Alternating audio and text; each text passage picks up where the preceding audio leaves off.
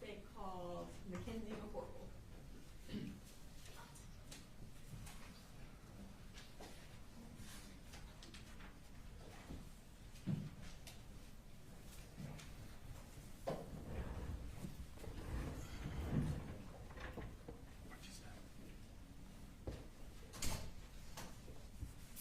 Will you raise your right hand? Do you swear to tell the truth, the whole truth, and nothing but the truth to help you God? I swear. Can you introduce yourself to the jury and also spell both your names for the court reporter? My name is MacKenzie McCorkle, M-A-C-K-E-N-Z-I-E. Last name M-C-C-O-R-K-L-E. I'm an investigator with the Sheriff's Office. I investigate crimes against persons. I internet crimes against children, and I do digital forensics. So you indicated that you work with the Sheriff's Office. How long have you worked with the Sheriff's Office? 13 years. Okay. When did you become a member of the investigations unit? In July of 2021. And when did you start doing the digital forensics? Around 2022. Okay. And kind of tell us that part of your job. What does that entail? I do cell phone extractions. I do computer evidence, USB thumb drives, anything that stores data. And can you just sort of tell us a little bit about what you mean by cell phone extraction? Yeah, it's also called a phone dump is the more common term, but it just takes all the evidence, everything on a device and puts it into a readable format. Okay. And back on September 4th of 2024, were you in that same role at the Bexar County Sheriff's Office doing digital forensics and investigations? Yes, I was. Okay. Did you perform any phone extractions related to the Colt and Colin Gray case? I did. Okay. And before we get into the specific phone extractions, I want to get into a little bit about your training that you have related to conducting phone extractions. First off, are you certified in phone extractions? Yes. And what device do you generally use to extract phones? It's called Cellbrite. And can you tell us what that is? It's a program that is in software and hardware, and it extracts the data from the phone and then parses that data into that readable format. Okay. And are you a member of any task forces that are related to these digital forensics? Yes. And what is that? I'm part of the Secret Service Digital Evidence Task Force. And what does that entail? More just digital evidence, acquiring that digital evidence and making it readable for other investigators. Okay, so other investigators from other agencies? Yes. Do you, as part of being, or when you are a part of that task force, you also receive training through the Secret Service? Yes. Okay. And approximately how much training have you gotten related to digital forensics? Couple hundred hours, probably. Okay. And as far as for extractions, approximately how many devices have you done extractions on? Somewhere between 400 and 500.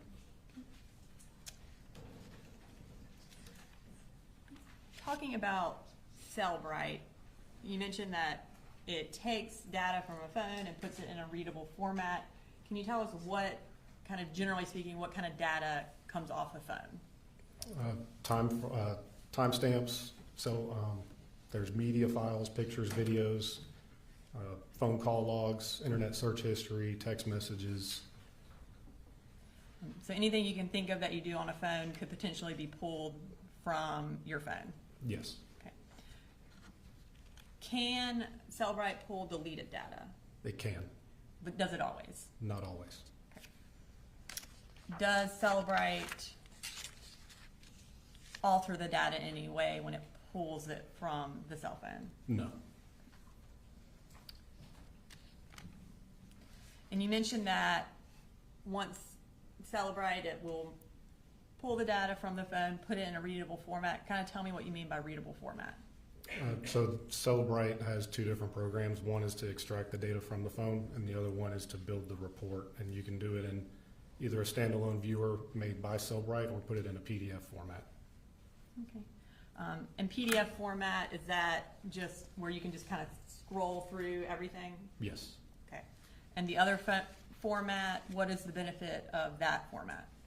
It's a little more user-friendly. You can navigate a little bit easier using their standalone viewer.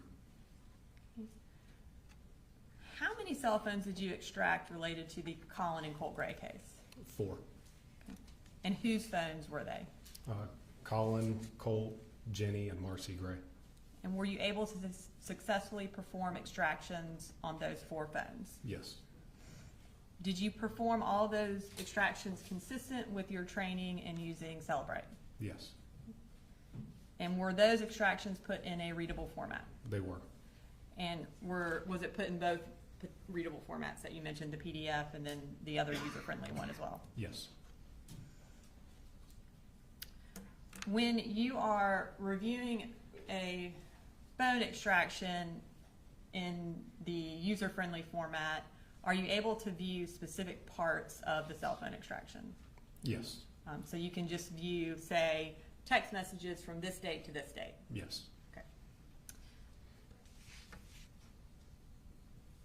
Are cell phone extractions large? Yes. So in this case, can you tell us kind of generally how large the phone extractions were?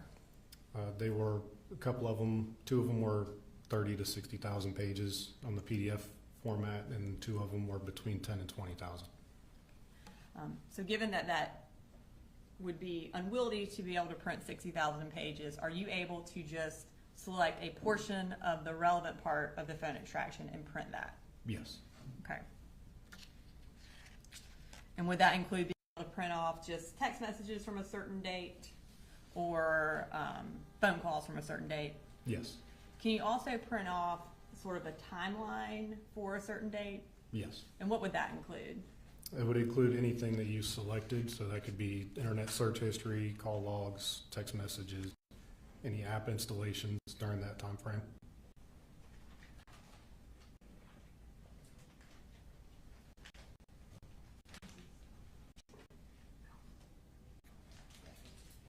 I'm going to show you what's been marked as Safe Exhibit 155. Do you recognize?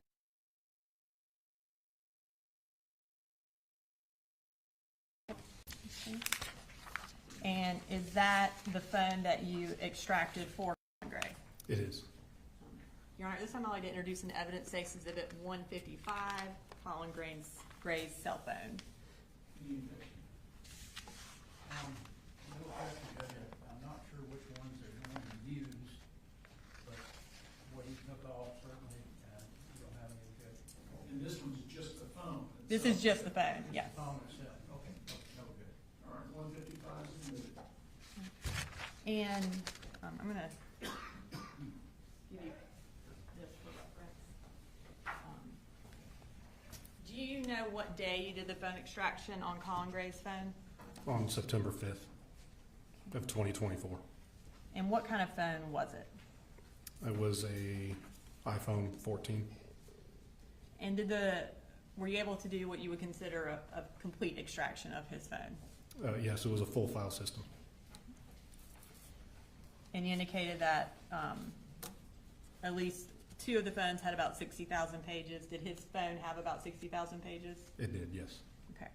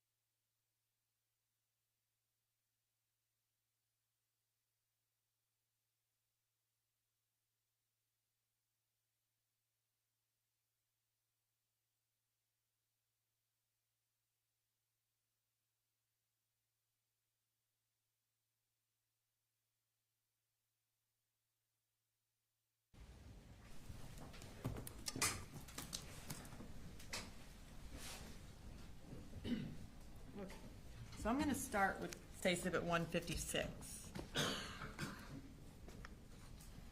And there are 3 notebooks for 156. Put them in order. Have you had an opportunity to review these? Yes. Okay. And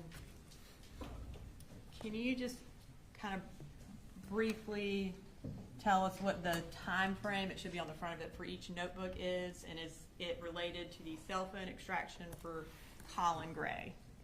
Yes, this first one is Colin Gray's phone extraction from May 2024 through July 2024. The second one is Colin Gray's phone extraction from August of 2024. And the last one is Colin Gray's phone extraction from September 1st of 2024 through September 4th of 2024. And are those notebooks organized by date? Yes. And then within each date, are there certain sections of the extraction that have been printed out that are relevant? Yes. Right. And would that include, I know we mentioned timeline extractions, text message, internet history, and then images? Is that essentially how each date is laid out? Yes. Okay. And having reviewed those previously, are those portions of Colin Gray's extraction that have been printed are all of those in that notebook that were, let me say that better. Is everything in that notebook from Colin Gray's extraction? Yes. Okay. You're right. This time I'd like to introduce an evidence State Exhibit 156. Judge, under the rules that we talked about, we don't have any problem with that, but we may have individual objections to some of the items that they pull out of that book.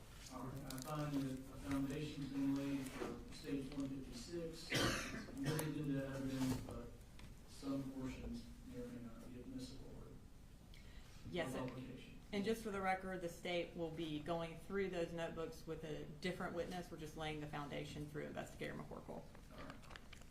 I'm going to show you State Exhibit 157.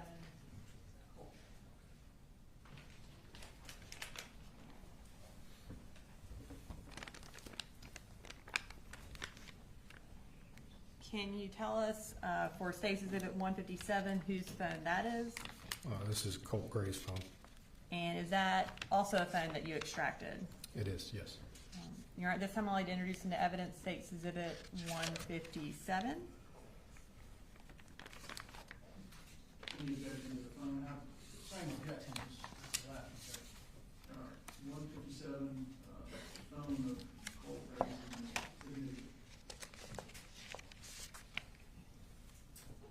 Just for reference in case you need it. When did you perform the extraction for Colt Gray's phone? I was on September 4th of 2024. Right. I'm going to go grab State Exhibit 158.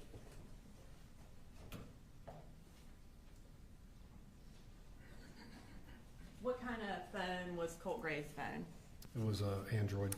And approximately how long was that report? That was somewhere between 10 and 20,000 pages. Okay. And for State Exhibit 158, again, did you, or are you able to print out smaller portions of relevant records as opposed to the entire 10,000 pages? Yes. And is that what is in this notebook? Is it smaller portions of Colt Gray's cell phone extraction? Yes. Is it organized in a similar way to Colin's phone by date and by type of information? Yes, it is. Okay. And I'm going to show it to you. Have you had an opportunity to review that? Yes. And again, does that notebook only contain information from Colt Gray's extraction? Yes, it does. All right, this time I'd like to introduce into evidence States Exhibit 158.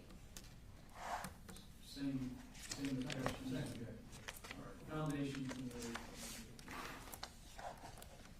Okay. And you mentioned you also did an extraction for Marcy Gray's phone. Is that phone still in evidence? No, Was it returned to Marcy? it was, yes. Okay. And when did you perform an extraction on that phone? September 12th of 2024. What kind of phone was it? It was also an Android. And approximately how long was her report? Somewhere between 30 and 40,000 pages. I'm going to show you what's been marked as Exhibit 159. It is one folder.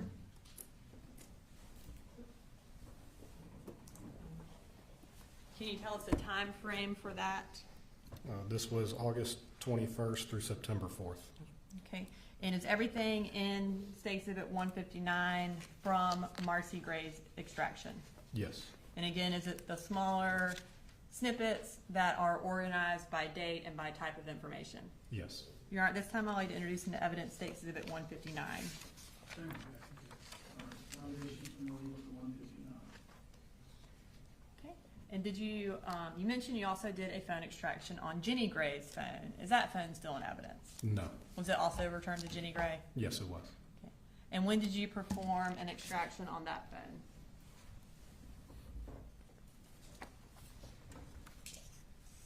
September 5th of 2024. And what kind of phone was it? It was an iPhone. Okay. And approximately how long was her report? Somewhere between 10 and 20,000 pages again. I'm going to show you State Exhibit 160. Can you tell me what the time frame for the extraction for Jenny's phone was? March 29th through September 4th. And would that be 2024? Yes. And for State Exhibit 160, again, it's everything in that notebook from Jenny Gray's extraction. It is. And is it, again, organized by date and type of information? Yes. You're at this time, I'll lay introduce into evidence State Exhibit 160. Second objection. All right, nominations been laid for 160. Thank you. Now, for this case, was your role specifically to do the phone extractions? Yes. Okay. Did you analyze the phone extraction reports at all? No. And once you created those phone extractions, did you turn them over or put them in a place where additional investigators could retrieve them? They were put on our phone dump server, and the other investigators could later retrieve those extractions. I don't have anything further. Thank you, Investigator McCorkle. Moving across.